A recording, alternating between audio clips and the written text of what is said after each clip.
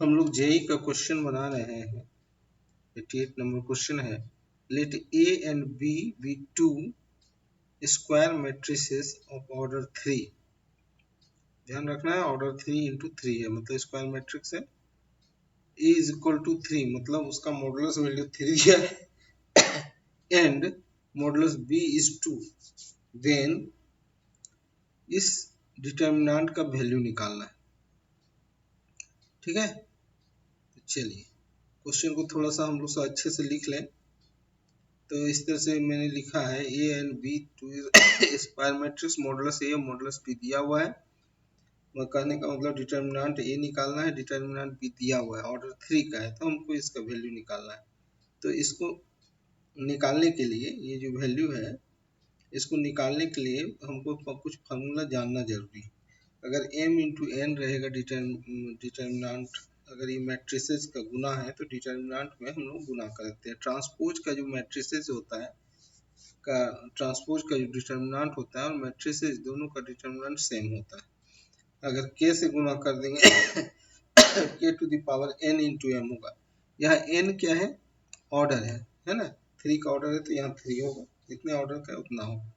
ठीक है, adjoint determinant निकालना है, जैसे इसका एडजॉइंट है तो m to the power n minus 1 होगा। अगर इनवर्स का निकालना है तो 1 बाय m होगा। ठीक है, कहीं कोई कंफ्यूजन नहीं है अभी तक है। अब चलिए, दिया हुआ है n बराबर 3, a बराबर 3, b बराबर 3। ठीक है, satisfying the term in the determinant. अब इस एक्सप्रेशन, ये हमारा एक्सप्रेशन है। ठीक है, तो सबसे पहले हम लोगों को कहाँ से शुरू किया जाए। तो पार्ट 1 में हम लोग करते हैं ए टू दी ए मतलब ए टी ट्रांसपोज और मॉडुलस ए निकालते हैं। तो ए ट्रांसपोज और मॉडुलस दोनों का सेम ही वैल्यू होगा। ठीक है, there are two of each, so their product, और उसका अगर प्रोडक्ट करेंगे तो यहाँ पर जो है हम लोग कहाँ से शुरू करें, पार्ट 1 से। ठीक है, और ये जो है सो आ रहा है कितना, 3 to the power 4 is equal to 81। ठीक है, सेकेंड पार्ट में हमारा क्या है, एडजॉइंट टू ए माइनस 1। देखिए जो सेकेंड पार्ट है वो क्या है, एडजॉइंट टू ए पे पावर माइनस 1। अब इसका वैल्यू निकालना है तो हमको एडजॉइंट टू ए है, तो पहले तो हम 2a का मॉडुलस निकालें तो 2 टू पावर 3 हो गया, मतलब 24 हो गया। फिर एडजॉइंट 2a का निकालेंगे तो 2a पे पावर 3 माइनस 1 होगा ना, तो 24 पे पावर 2 हो गया, मतलब एडजॉइंट ऑफ 2a इनवर्स का वैल्यू होगा 1/24। जैसे सवाल हम लोग देखते हैं, एडजॉइंट ऑफ 4b हमको निकालना है, इसका ये वाला पोर्शन का, तो वैसा ही है, 4 to the power 3 into B 128। Adjoint of 4b निकालना है तो 128 पे पावर n माइनस 1 128 पे पावर 2। ठीक है, समझ में आ रहा है। अब हमको चौथा पार्ट है, ए बी का इनवर्स निकालना है, तो मॉडुलस ए और बी का गुना हो जाएगा, 3 दूना 6। देन एडजॉइंट ए बी क्या हो जाएगा, तो एडजॉइंट निकालना है तो n minus 1 power 3 minus 1 2 power 36 हो गया, तो इस तरह से हो गया 1/36। अब फाइनल कैलकुलेशन। ठीक है, तो 81 इंटू 1/24 का स्क्वायर, इसको आप कॉपी कलम पे लीजिए ताकि ये इजीली आपसे भी बन जाए। ठीक है, अब इसको गुना भाग करके हम लोग सब 64 रिजल्ट निकालें, तो ये ऑप्शन है। ठीक है, अगला क्वेश्चन, ये भी जेई का पूछा हुआ है। ठीक है, हम लोग सारे जेई का ही क्वेश्चन बना रहे हैं। अगला क्वेश्चन है, ये दिया हुआ है, तो देखिए ये अल्फा है, ये अल्फा है, ओ ये नहीं है, सिमेट्रिकल नहीं है, ठीक है, ये भी सिमेट्रिकल नहीं है। इसका एक कोफैक्टर दिया हुआ है, इफ है ना alpha beta is not equal to 0, इफ a is equal to this and b is equal to this is the matrix of cofactor। इसके कोफैक्टर का मतलब 2 alpha square minus alpha beta जो है वो उसका वैल्यू क्या है 3 अल्फा। समझ में आया?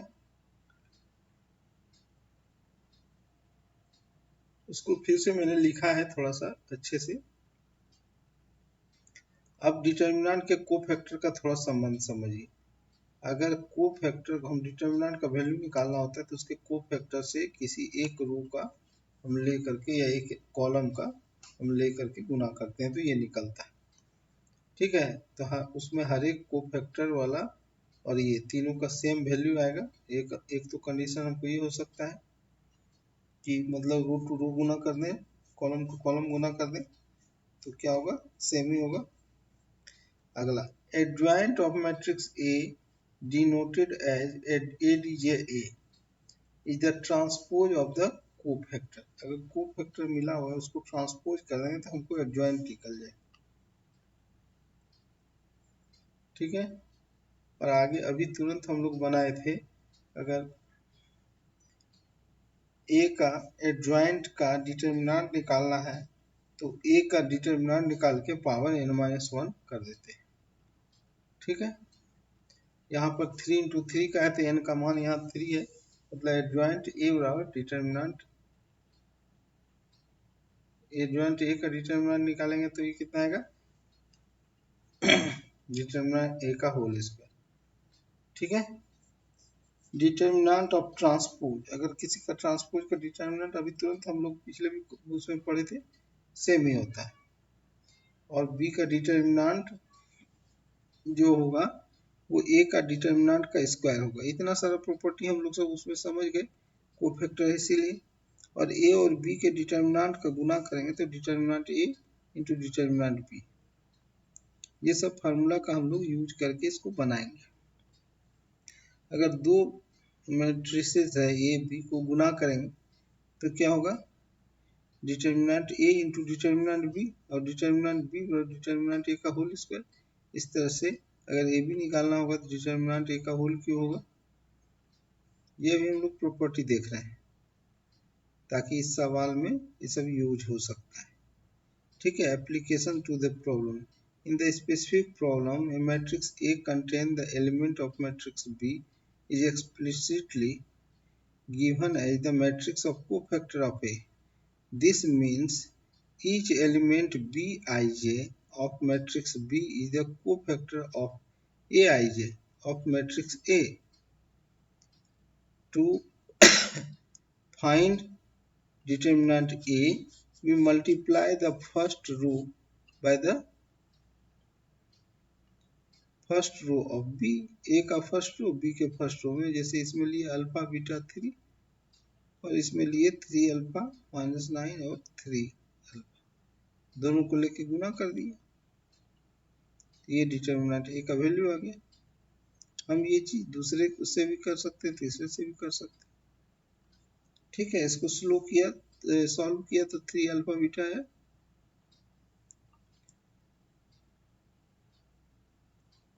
ठीक है, कहने का मतलब हमने क्या किया, डिटर्मिनेंट ए निकालना है तो रो ए को कॉलम रो बी से गुना कर दिया, रो 1 को रो 1 बी से गुना कर दिया।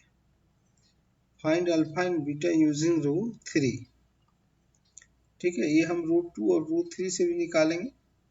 उसमें कितना आ गया, ये हमारा अभी जो रो 1 में आया था जो वही वैल्यू उसमें भी आना चाहिए, जैसे 3 अल्फा बीटा आया। अब इसमें देखिए 3 alpha beta is equal to, हम इसका रो 3 में रख करके देख रहे हैं तो इससे क्या आया, या तो अल्फा बराबर 0, जो कि अल्फा बराबर 0 नहीं है, बीटा इज इक्वल टू 0, तो ये हो गया बीटा इज इक्वल टू 0। फिर इसका तीसरा रो को गुना करके हम लोग करेंगे, इस तरह से अल्फा का वैल्यू निकल गया। ठीक है, find alpha beta using root three. अब रूट थ्री का करके बीटा इक्वल टू 1 आ गया। ठीक है, अब रूट लेकर के अल्फा इक्वल टू 2 आ गया। Final calculation, determinant A is equal to हो गया 3 into 2 into 1, determinant B is equal to A का होल स्क्वायर मतलब 6 इंटू 6 36, और डिटर्मिनेंट ए बी बराबर 6 का होल क्यूब 216, इसलिए ऑप्शन डी करेक्ट। समझ में आया?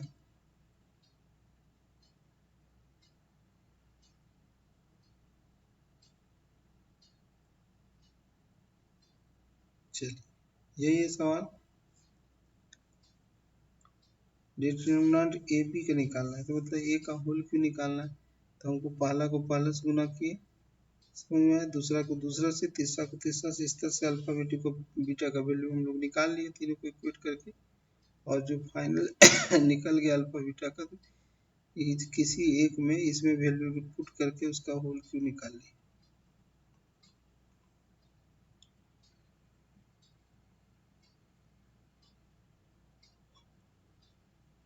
चलिए अगला क्वेश्चन है,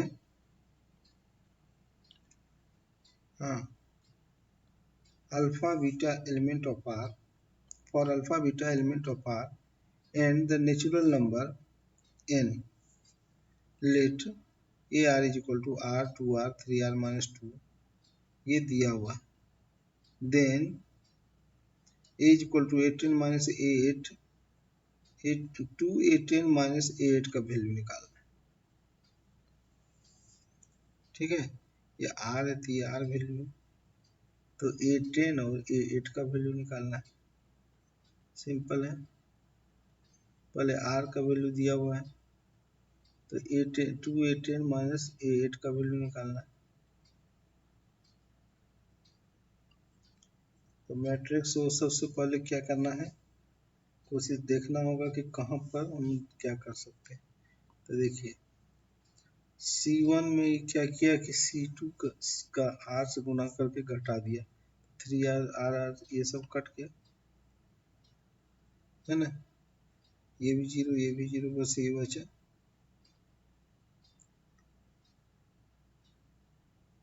ठीक है, तो ये जीरो जीरो ये बचा, बाकी सब में घटा दिए। इवेल्युएट द डिटर्मिनेंट,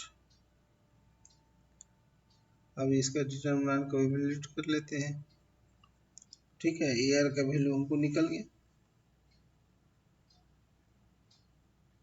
अब कैलकुलेटेड, तो यहाँ पर क्या है, ए आर में आर है ये नहीं, तो ये 10 हो चाहिए, सबका वैल्यू क्या होगा 4 अल्फा प्लस 2 बीटा, तो ये हमेशा फिक्स होगा। अगला क्वेश्चन है ठीक उसी तरह का जो अभी अभी बनाए थे, 2a का एडजॉइंट लेके फिर 3 से गुना करना है, फिर एडजॉइंट लेना है, फिर 3 से गुना करना है, फिर एडजॉइंट लेना है, फिर -4 से गुना करना है, एडजॉइंट लेना है, इस तरह से लास्ट में सबका डिटर्मिनेंट लेना है। तो आएगा इतना। तो बताइए कि m+3m+2n का वैल्यू क्या होगा। ठीक है, तो पहले इसका वैल्यू निकालने के बाद हम लोग 2 और 3 पे इक्वेट करेंगे और m और n का वैल्यू निकालेंगे। ठीक है, क्वेश्चन को मैंने फिर से लिखा। अब इसको जानने के लिए सबसे पहले हम लोगों को ये सब फार्मूला आना चाहिए, और हमको निकालना ये है।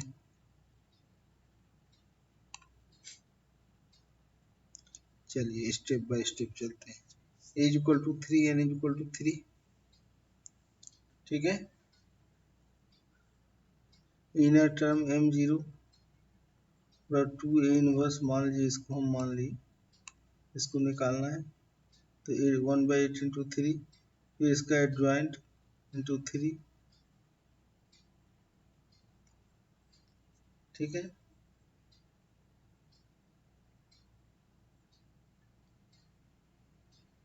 और क्या 3 इंटू एडजॉइंट इनवर्स, तो इस तरह से निकल गया। 2 पावर माइनस 6 3 पे पावर 1, फिर अब b2 minus 3 into adjoint of b1,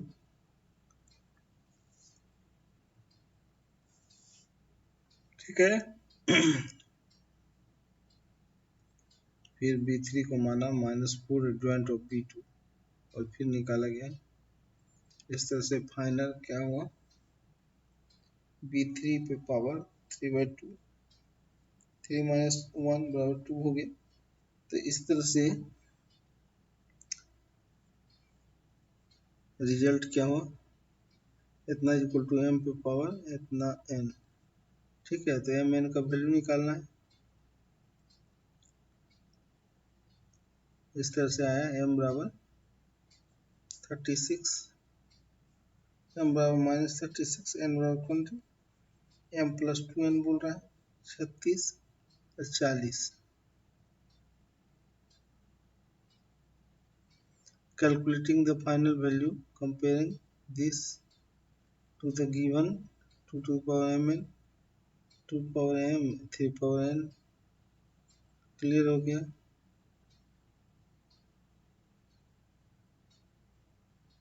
ठीक है, substituting these into the final expression, m plus 2n, 36 plus 2 into 20, clear है। The value of m plus 2n is 4. To master this problem, you need to fluent the three core properties of a square matrix. First, scalar Ka is equal to k to the power n, determinant A. Second, adjoint में determinant of A to the power n minus 1. Third, inverse में 1 by determinant A. Here 10 practice problem, ठीक है। Determinant of 3 क्या होगा, तो 3 बाहर आएगा तो 3 टू द पावर, ये 3 इंटू 3 मैट्रिक्स है सारा, ये मान के चला गया है। ठीक है, सब फार्मूला बेस्ड है, बताते जाइए। ठीक है, सब आंसर यहाँ दे दिए हैं। पहला का 54 आता है, सेकेंड नंबर का 4, 1/, सबका वैल्यू निकालना है, कॉपी में प्रैक्टिस करना है। ठीक है, इसी के साथ ये खत्म करते हैं।